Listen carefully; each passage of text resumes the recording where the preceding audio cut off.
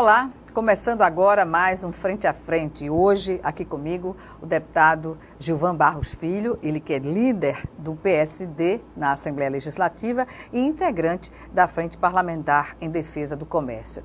O deputado Gilvan Barros Filho, que está no seu segundo mandato e é a primeira entrevista após a sua reeleição. Deputado, é um prazer tê-lo aqui novamente e aí, parabenizando já de uma forma atrasada a sua reeleição, eu pergunto quais são as suas expectativas para esse novo mandato, que representa, digamos assim,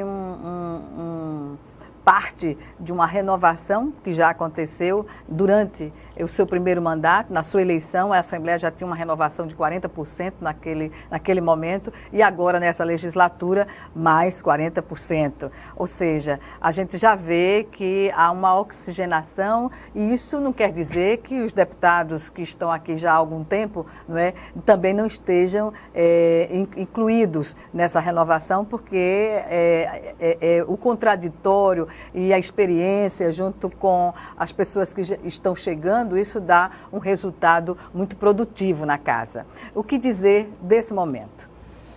Gorete, primeiro, para mim é uma honra estar aqui com vocês, dividindo esse espaço tão importante, conversando com a sociedade alagoana e falar sobre todas as expectativas desse novo mandato, falar sobre o mandato que passou, da experiência. E quando você fala da renovação, isso é muito importante, essa oxigenação, mas também é muito importante o ponto de equilíbrio com todos. Então tem sempre aqueles mais velhos, não todos, mas aqueles mais velhos que sempre tem aquele ponto de equilíbrio mais ponderado, que vai ali lutando para que una os ideais em busca do melhor, porque nem sempre a melhor ideia parte de um só, e às vezes parte da ideia da melhoria de um outro e assim sucessivamente. Então eu penso dessa forma, isso é muito importante, a casa vem demonstrando um papel, acima de tudo, fiscalizador, cumprindo com suas prerrogativas de deputado estadual, e a gente fica feliz em mais uma vez estar representando o povo alagoano aqui na Assembleia Legislativa. Pois bem, no final do mês de março, o senhor foi à tribuna para fazer um pronunciamento justamente criticando o fato e questionando também o fato de os produtos de laticínios aqui produzidos no estado não constarem nas gôndolas dos grandes supermercados. O que de fato está acontecendo, deputado, que o levou a fazer essa observação que é atestada pelas donas de casa? Eu, por exemplo, quando vou ao supermercado, já verifiquei isso. Ou que produtos de outros estados, do Centro-Oeste, inclusive, chegam até mais baratos às gôndolas e praticamente não existe a produção de Alagoas.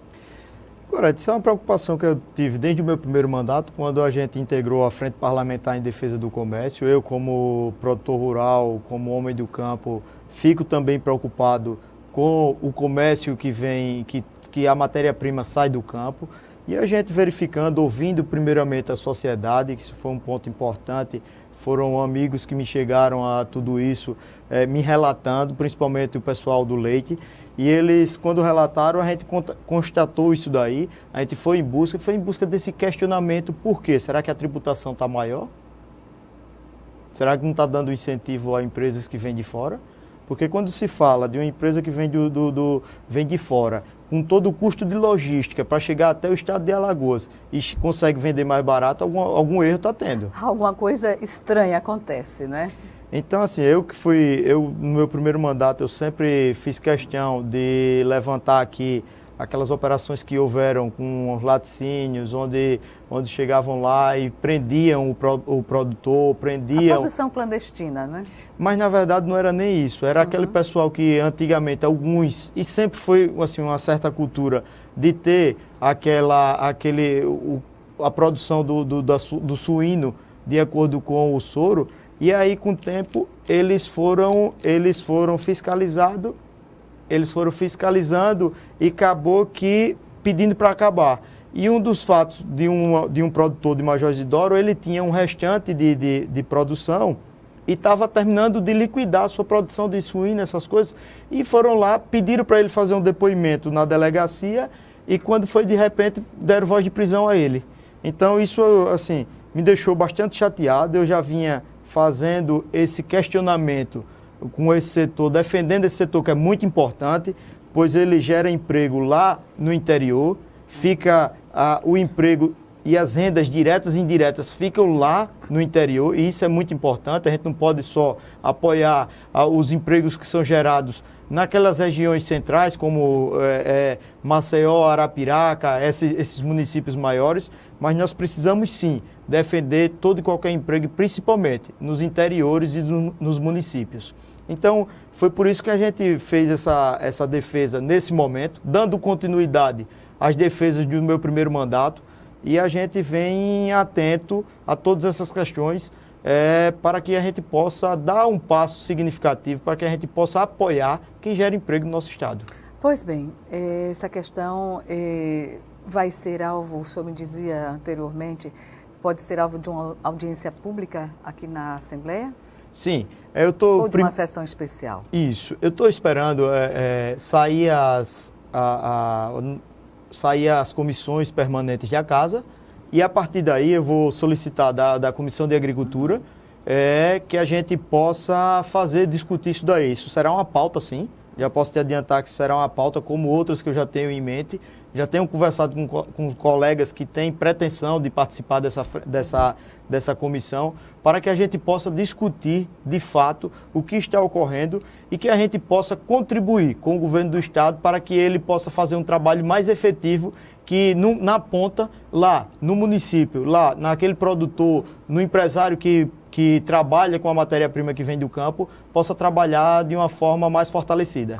Porque essa crise que vive o setor da produção leiteira aqui em Alagoas, ela poderia nem existir, independentemente dessa venda que não chega às grandes redes de supermercados, mas também há programas do governo que, em tese, deveriam estar em dia com essa relação de aproveitamento, de compra da produção leiteira, de parte dessa produção, não é?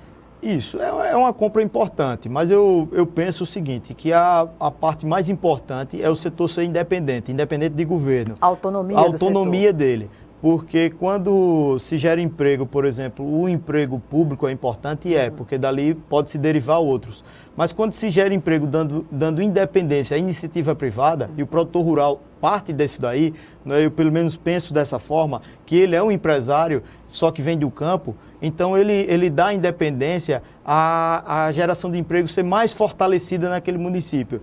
Então a gente tem que apoiar, pelo menos no meu ponto de vista, primeiramente esse passo, que é apoiar os empresários e dar uma forma a ele de um incentivo, seja reduzindo os custos via impostos, porque dessa forma a gente fortalece o comércio local.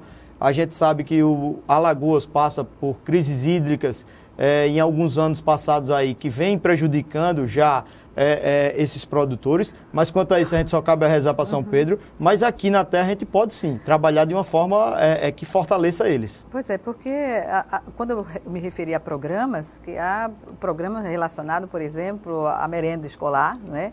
Que, ao que parece, também não está em dia o pagamento ao segmento por conta dessa produção, que é direcionada para a merenda em todo o estado de Alagoas. Isso é um ponto importante e, assim, complica porque se você não recebe, como é que você vai pagar os seus colaboradores, a sua ração, enfim, tem toda uma cadeia que se prejudica, né? Então, a gente também tem atento a tudo isso para que a gente possa cobrar do setor público uma ação enérgica para que a gente possa melhorar a vida de todo mundo. Nesse aspecto, quando o senhor fala, o senhor conversando, colocou a desburocratização com as licenças, o que está emperrando no momento? Olha, Gorete, a gente vê assim, eu fiz uma indicação, por exemplo, no mandato passado, sobre as barragens subterrâneas. Isso daí eu pedi que meu pai fizesse no mandato dele, ele fez, eu fiz no meu primeiro mandato e levei à secretaria. Infelizmente não foi ouvida.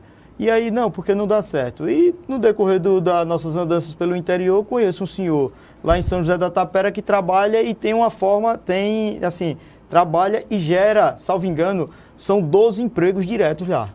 Incrível. Então são 12 famílias que têm o seu sustento, num pedaço de chão. E o que é que acontece? Com tudo isso, precisa-se de licenças para que a gente possa, quem quiser trabalhar, logicamente, trabalhar com o Banco do Nordeste, com o Banco do Brasil, com a Caixa Econômica. Ambientais, né? Licenças ambientais. Uhum. E um outro fato muito importante é que aquelas pessoas que são contempladas com o Canal do Sertão em suas propriedades têm uma grande dificuldade de, por exemplo, ter uma ortoga d'água. Então, eu venho, apesar de ter um bom relacionamento com o IMA, sempre fui excelentemente bem tratado pelo Gustavo lá, mas a gente vem sempre cobrando essa desburocratização de todos os órgãos, principalmente do setor público, para que ele deixe o setor privado trabalhar. Em relação às barragens subterrâneas, que são as barragens na existência de água, não é? Naquelas áreas que a gente observa, no interior, por exemplo, há regiões bem, digamos assim, bem secas e de repente você encontra ali como se fosse um oásis. Isso aí já é um indicativo de águas subterrâneas que podem viabilizar essas barragens.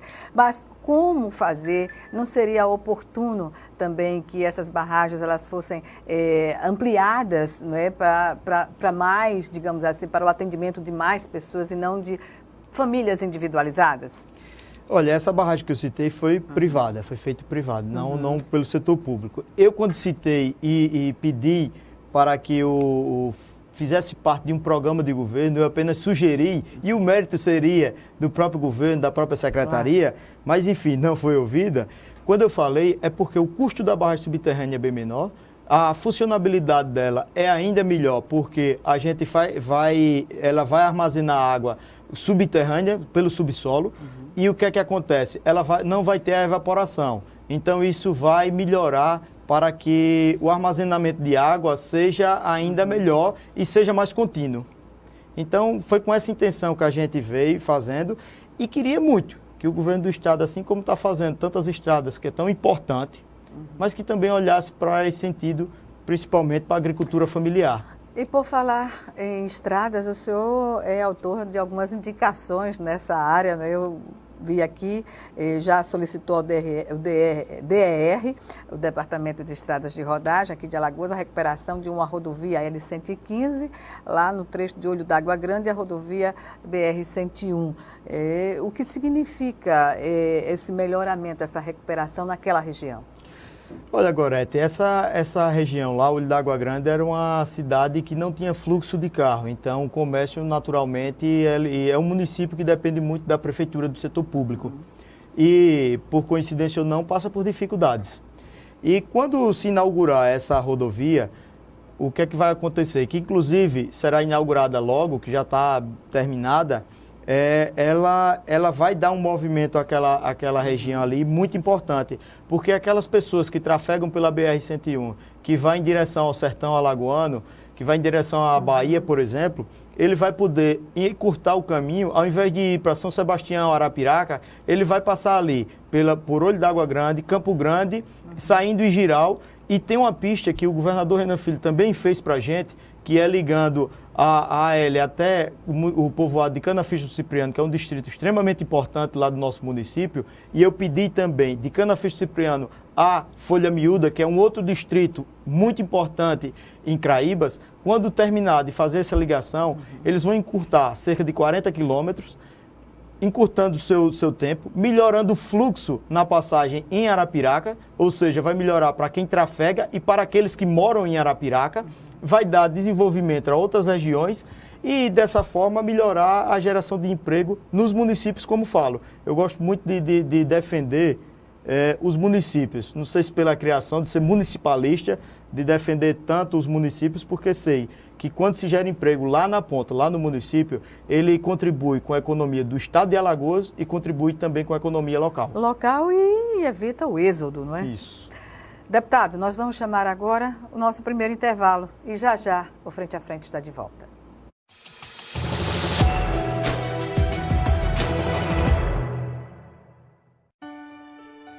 Eu sou acordado domingo de manhã por um telefonema da minha filha e ela me dizia: aconteceu um acidente com seu irmão. Botei uma roupa e desloquei da minha casa até o local do acidente e me deparei com uma das cenas mais difíceis de se ver e mais triste que um ser humano pode passar.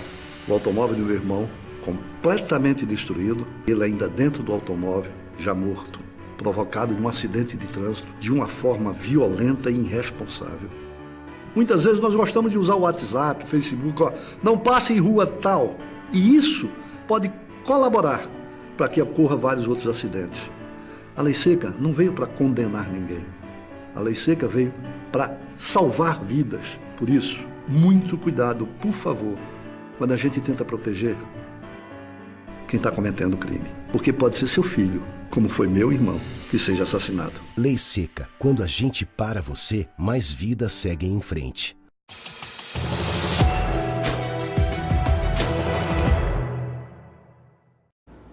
Estamos de volta com Frente a Frente, que hoje recebe o deputado Gilvan Barros Filho, ele que é líder do PSD na Assembleia Legislativa, como também integrante da Frente Parlamentar em Defesa do Comércio. Nosso assunto agora é orçamento impositivo, deputado. Quer dizer, o governo federal já está convivendo com essa realidade, não é? E em Alagoas, qual é a perspectiva de se ter um orçamento impositivo? Há muito que esta casa reclama o fato de, na época em que se podia ter as emendas aprovadas, né, não se conseguia obter o pagamento dessas emendas através das obras nos municípios, nas bases eleitorais. Gorete, eu defendo muito o orçamento impositivo porque nós vivemos a realidade lá da ponta. A gente não pode querer cobrar, por exemplo, do governador do estado saiba de todas as minúcias dos municípios, até porque ele precisa ter a governabilidade macro e que viabilize o estado de Alagoas. Mas nós, parlamentares, nós temos assim a convivência mais próxima, por exemplo, dos interiores, dos povoados, que uma obra, entre aspas, pequeno para o estado de Alagoas, é de uma tamanha grandiosidade para aquela região. Então, eu sempre defendi as emendas impositivas, vou continuar defendendo, porque sei da importância dela para o desenvolvimento também do estado de Alagoas. Então, assim, eu venho defendendo, pretendo e imagino que os colegas também vejam dessa forma, e eu acho de extrema importância nós termos as nossas emendas impositivas. Deputado, agora voltando à questão da produção, né? O agronegócio foi determinante, esse segmento, na eleição do presidente Bolsonaro, no país inteiro. E verifica-se que esta semana, da semana de 14 a 18 em Brasília, vai estar acontecendo um evento que é a Agro Brasília, que vai reunir produtores do Brasil inteiro, e é uma feira de âmbito internacional. E como o agronegócio é hoje a liderança nas commodities, na balança das commodities, né, desse segmento na balança comercial, tem a sua importância, né, tem a sua importância. E, nesse sentido, as lideranças, né, dos agricultores familiares no Brasil inteiro, e aí foi formado também um consórcio sul-sudeste, mais organizado que o segmento na região nordeste. Esse consórcio está levando lá em Brasília para o presidente uma carta de apoio às reformas que estão aí colocadas, mas também um manifesto em que coloca as reivindicações do setor. Como o senhor situaria hoje, não é, a posição em geral, o sentimento que esse segmento importante para a economia do país tem sobre o governo Bolsonaro nos 100 dias de governo? Olha, eu acho que toda reivindicação é extremamente importante, porque ela cabe quem ouvir, ser inteligente e analisar friamente cada uma delas. Porque, por mais que venha de um setor, ou então de alguém que seja oposição à situação, não interessa. Interessa ter uma visão crítica para que seja analisada, ver os pontos positivos daquilo dali e seja implantada. Eu venho sempre defendendo aqui no estado de Alagoas o fortalecimento do setor sucroalcooleiro, que é muito importante ainda no estado de Alagoas, apesar de ser um setor que vem passando por grandes dificuldades, mas é um setor que gera bastante emprego. Então, a gente tem que defender, né? Ainda gera bastante emprego. A gente não pode em nenhum momento, criminalizá-lo, porque tem pessoas boas e importantes nele. Como também defendo que o nosso Estado pense também na produção de grão, que ele possa se situar em um momento importante do país. A gente sabe que o grão é essa mola mestre para que o Brasil possa caminhar. A economia, basicamente, ela tem significativamente, ela é sustentada, parte dela, pela produção de grãos e principalmente pelo agronegócio. A região Nordeste não homologou, digamos assim, pelo voto a eleição do presidente Bolsonaro. E a região Sul e Sudeste, né, que foi massivamente uma votação expressiva, já estabeleceu organizações como essa, que é o CONSUD, né, que é o Conselho, criou-se um consórcio, na verdade, entre os produtores do Sul e Sudeste. O que caberia, na sua opinião, do ponto de vista da organização do setor no Nordeste, para evitar possíveis retaliações? Olha, cabe ao presidente agora administrar o país como um todo. Hoje ele é presidente do Brasil e não de quem elegeu ele. Eu sou, por exemplo, eu tive uma parcela de votos que me possibilitaram meu êxito no meu mandato e representar o povo alagoano. Eu não sou apenas deputado dessas pessoas, represento o estado de Alagoas como um todo. Então, cabe a ele agora representar o país em todos os momentos, em todos os sentidos e todos os segmentos. O agronegócio é muito importante, mas também tem outros também que possibilitam a economia do país. Cabe a ele estar presidente no momento do país como um todo. Então é muito importante que ele ouça esse segmento como todos os outros. E do ponto de vista da organização da região, por exemplo, os governadores do Nordeste, caberiam a eles também uma mobilização específica junto às suas bancadas, tanto estaduais quanto no âmbito das bancadas federais? Isso é de fundamental importância, né? Quando a política se une, independente de situação ou oposição, o país, de modo geral, cresce. Quando o país cresce, cresce o Estado, cresce o município. Então, isso é muito importante para todo mundo. Agora não é momento por exemplo, de ser situação ou oposição. É momento de desmontar os palanques e trabalharem. E trabalhar no seguinte fato, cada um com seu pensamento, com sua coerência, logicamente, uns fazendo situação e outros oposição. Mas sempre sugerindo um propósito que traga ao Brasil um crescimento. E não, eu vou ser contra porque sou contra, porque ele é meu adversário. Não, agora não cabe mais isso. É momento de união. De união para sugerir, para criticar, mas que, ao final de tudo, de crescimento.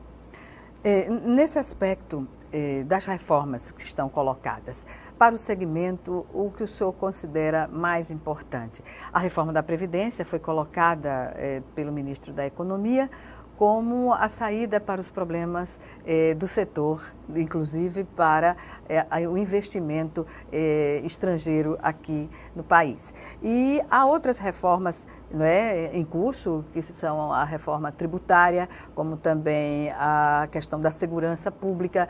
Como o senhor avalia esse momento em que o Brasil ainda está num conflito, sobretudo no Congresso Nacional? Uma das reformas muitíssimo importante é a tributária, onde tem que haver a simplificação dos impostos. Hoje a carga tributária no Brasil é extremamente excessiva, onde a gente tem que simplificá-las para poder atrair também investimentos externos.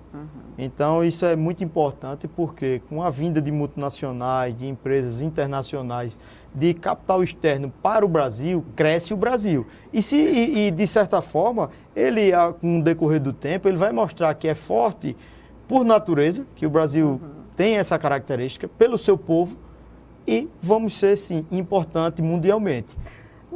Não houve assim, um erro estratégico do governo de colocar a reforma da Previdência à frente da reforma tributária? Porque, na verdade, a produção, o capital que virá investir no Brasil, ele vai encontrar, no plano de uma reforma tributária, atrativos bem maiores do que numa reforma da Previdência. E não é isso que o governo está vendendo, não é essa a ideia. Não é? E a gente sabe que se não encontrar, se essas empresas não encontrarem uma segurança jurídica do ponto de vista da reforma tributária também, né, o investimento que vai ser feito aqui é o mesmo que a gente está vendo no decorrer de todos os anos, de todos os governos, que é o investimento no mercado financeiro.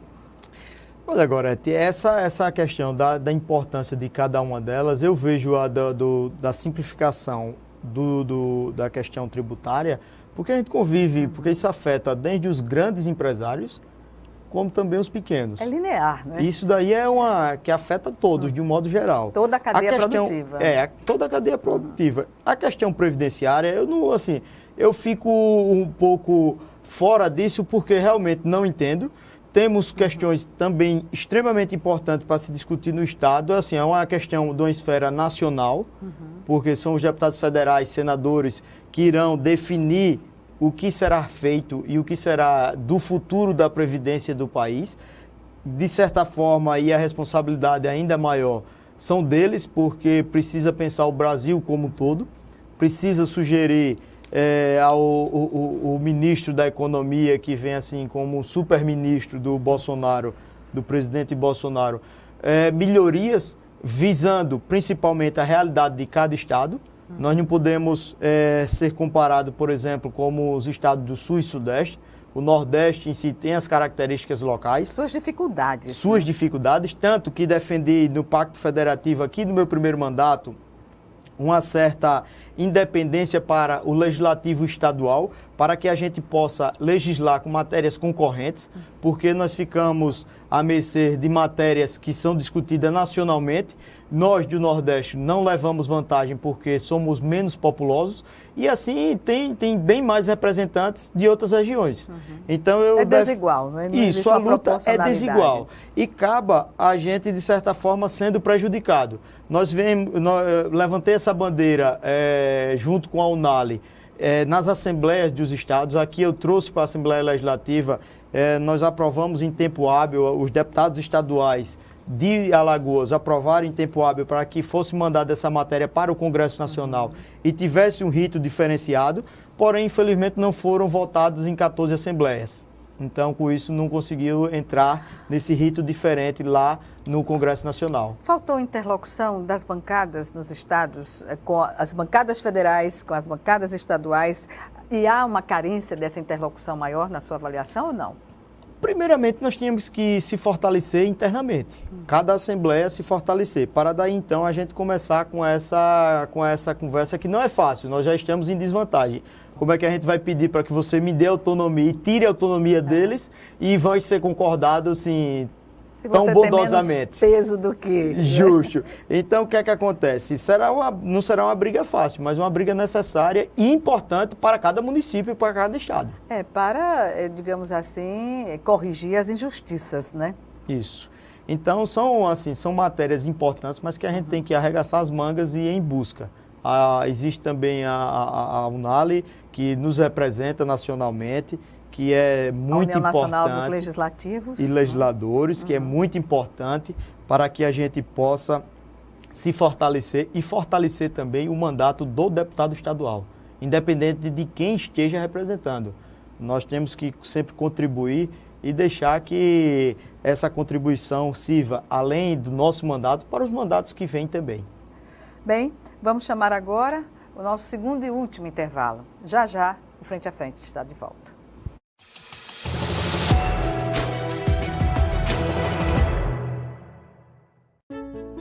O Brasil terá, pela primeira vez, uma Base Nacional Comum Curricular. O documento é democrático e respeita as diferenças. Com a base, todos os estudantes do país, de escola pública ou particular, terão os mesmos direitos de aprendizagem. Hoje a aula é sobre cidadania. Isso é bom. Se a base da educação é a mesma, as oportunidades também serão. Ministério da Educação, Governo Federal. Eu fico encantado com tamanha imaginação. Para os índios, é sagrada. No lugar é conhecida como Lagoa Encantada. Tem em seus moradores um tesouro de grande valor. A escrita pode mudar a história de alunos como o Francisco, o Adolfo e a Isadora. Professor, inscreva-se na Olimpíada de Língua Portuguesa. Impulsione a leitura e a escrita na sua escola. Ministério da Educação, Governo Federal, Pátria Amada Brasil.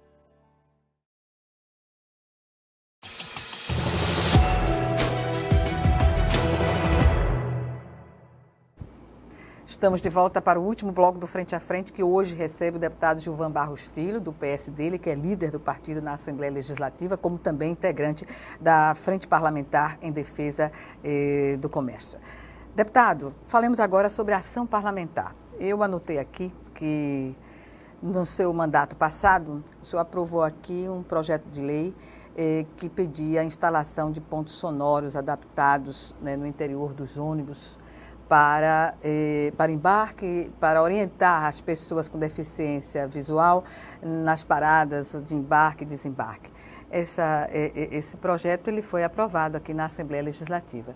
E, como outros projetos que são aprovados, muitas vezes eles não são colocados em prática, não são executados pelo Executivo, não é? E nesse sentido, qual é a sensação que se tem? O que é que se pode fazer no âmbito da fiscalização para que projetos não se transformem em letras mortas?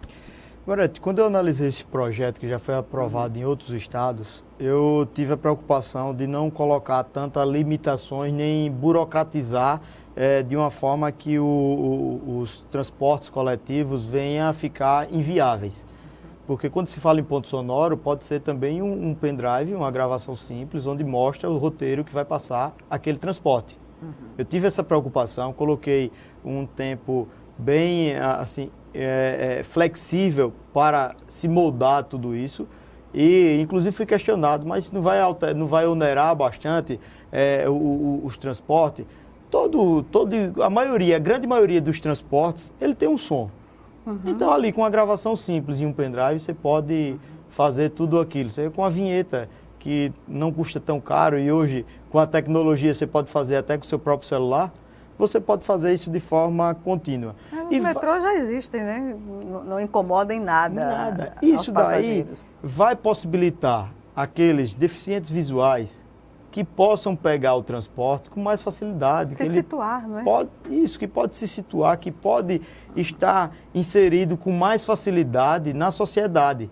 Então, foi visando esse setor, esse segmento, que são pessoas que têm uma deficiência e que possam inseri-los melhor na sociedade, que é tão importante para eles e também para a gente. A gente tem que conviver com as indiferenças com as diferenças. Exato. E, acima de tudo, saber entender cada uma delas.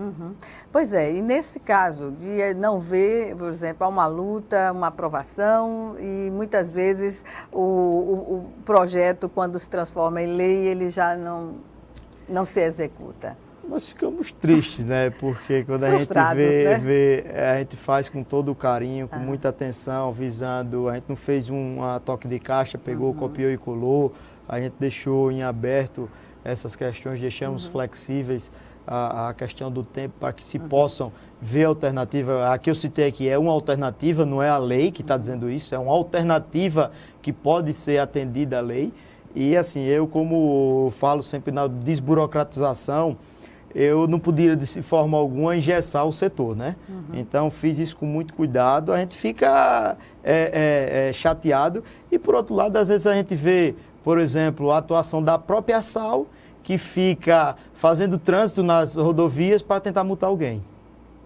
Como já passei, a gente vê numa rodovia lá sempre livre e ele vai ali em 40, 50, para induzir o motorista a ultrapassar e ele multar.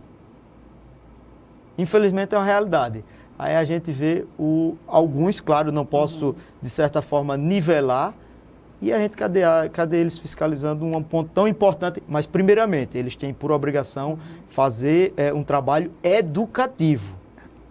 Eu gosto até de frisar isso daí, porque, primeiramente, tem que ser um trabalho educativo. É uma lei nova, talvez muitos não estejam sabendo que existe. Tem que informar a população. Tem que informar para depois notificar. É um processo, né? Isso. Deputado, entre a sua ação parlamentar, eu pensei aqui algumas questões e aqui está colocada a melhoria no atendimento nas agências do Banco do Brasil. Desde então, o que tem sido visto? Os bancos, de modo geral, passam por uma certa dificuldade, principalmente nos interiores, porque ficam vulneráveis a quadrilhas. Tanto que quando houve aquela neutralização de 11 delinquentes que causavam terror em todo o interior, aquilo dali eu fiz questão de colocar como neutralização mesmo. Aqueles policiais fizeram um grande serviço à sociedade alagoana, porque eles levavam terror e tanto é que diminuiu os assaltos a bancos. Então a gente pede sempre a gente pediu várias reaberturas, como do Banco do Brasil, de Pão de Açúcar, de Traipu, entre outros, de Igreja Nova, enfim, de vários outros que pudessem ser reabertos graças a essas operações que a Polícia Civil e Militar fizeram. Articuladas. Isso, articulado de uma forma extraordinária. Tanto é que nenhum inocente foi vitimado. Ali só quem foi embora foi aqueles delinquentes, literalmente. Então, isso a gente vem pedindo porque a gente sabe que quando se fecha um Banco do Brasil em qualquer município, a economia ali é desaquecida, é diminuída. Então, acaba danificando, porque, por exemplo, se você vem lá sacar a sua aposentadoria, o seu dinheiro em qualquer Banco do Brasil, em outro município, você acaba deixando o seu dinheiro lá naquele próprio município que tem a agência do Banco do Brasil aberta. Eu estou citando o Banco do Brasil, que é o mais comum nos interiores, mas de qualquer banco. E quando se saca no seu próprio município, você deixa o seu dinheiro ali circulando ali mesmo. Então, é dessa forma que a gente vem tendo essa atenção com os municípios. E no geral, a questão da segurança pública, como o senhor avalia? Segurança pública no Brasil, de um modo geral, é extremamente delicado, né? A gente vê que o estado de Alagoas deu passos importantes, começando com o doutor Alfredo Gaspar, que foi assim, um grande combativo contra todo e qualquer tipo de criminalidade.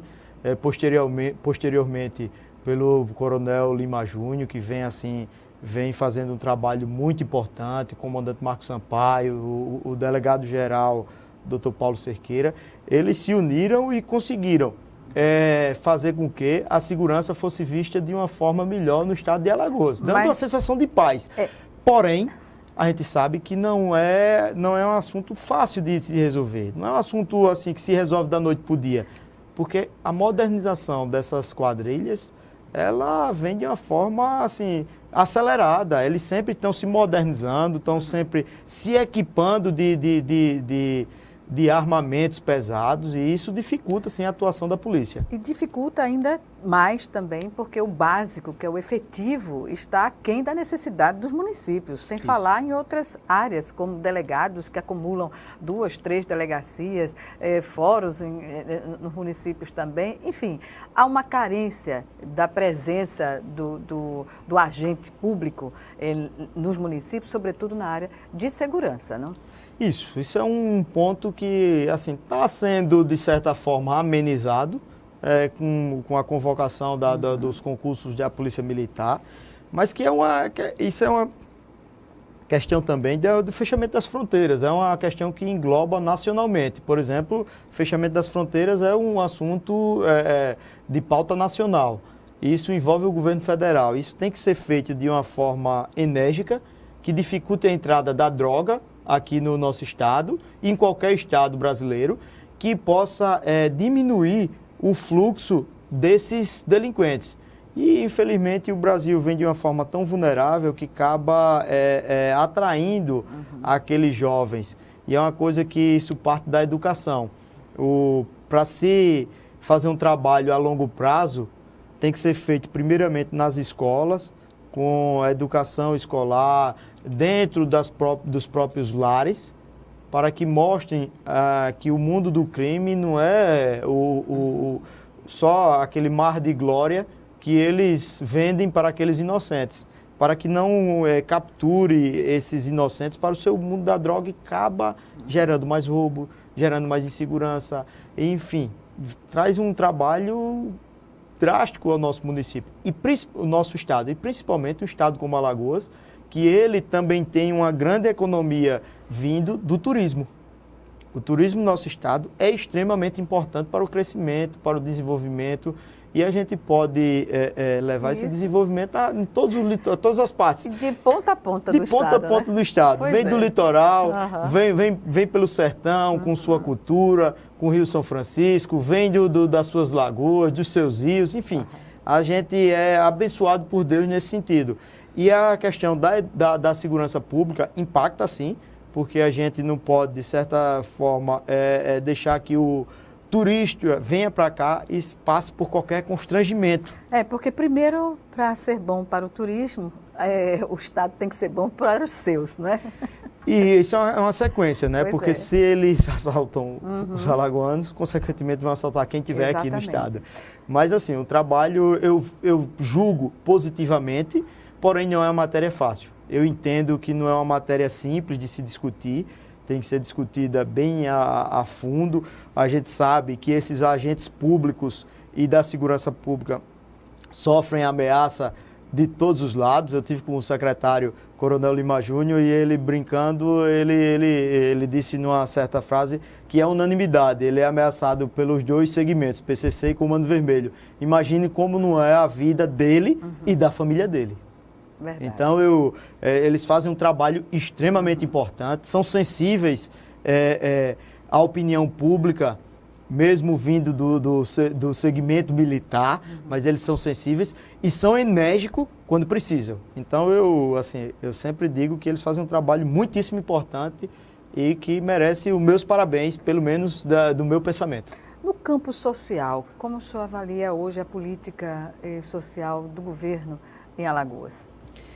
O governador Renan Filho vem fazendo um trabalho macro importante, ajudando a desenvolver as regiões, ligando por rodovias, que isso é importante, vem fazendo investimentos em obras.